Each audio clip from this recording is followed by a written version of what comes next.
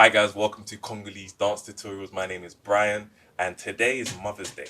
We've decided to do something a little bit different for Mother's Day. I have my mom in the background with me and I'm going to do this whole video in Lingala/French. So for you English speakers and you other speakers, I'll try my best and put subtitles at the bottom. But it's very chaotic, it's very fun. So I hope to see you soon, literally in about 5 seconds. 4, 3, 2, 1. Let's go.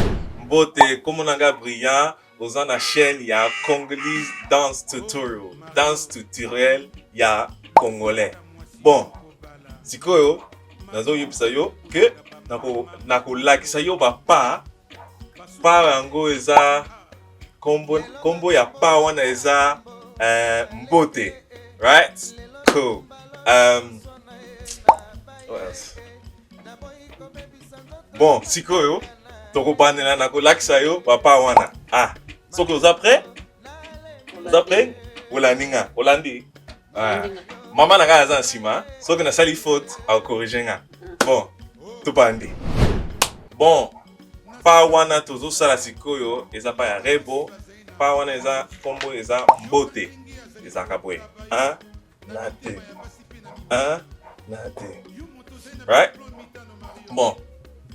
Quand ozo bandela pa oyo, faut banda na ba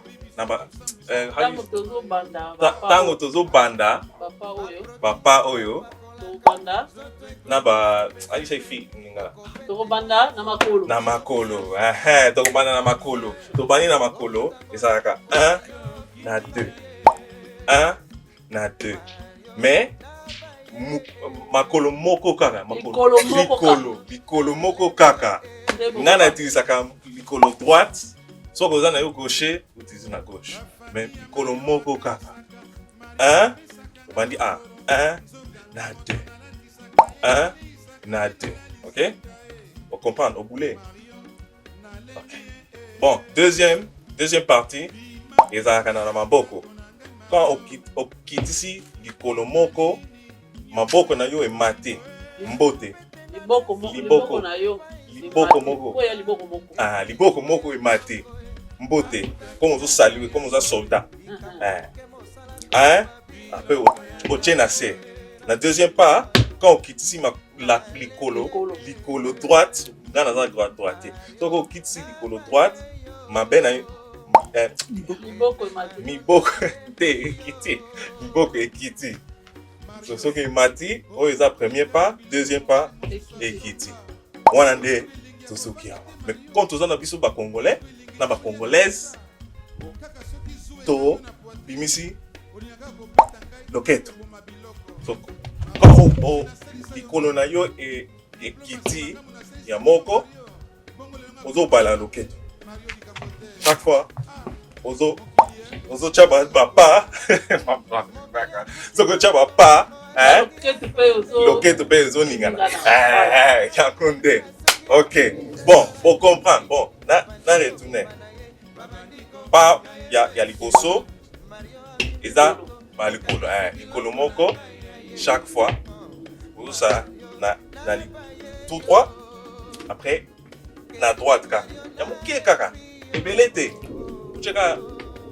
Ucheka fierté. Moni.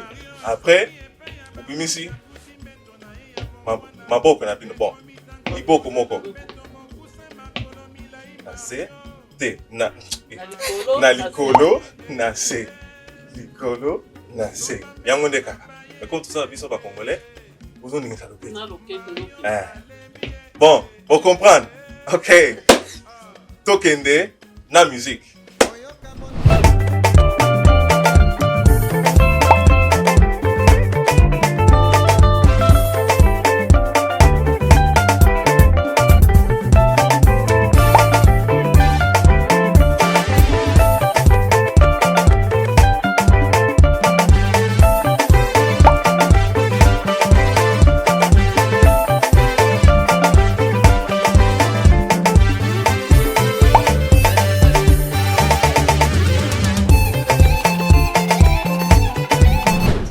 Parti MBOTE na relaxi yo papa ya MBOTE ya rebo soko olingo tala video na ye kene na YouTube taper rebo MBOTE.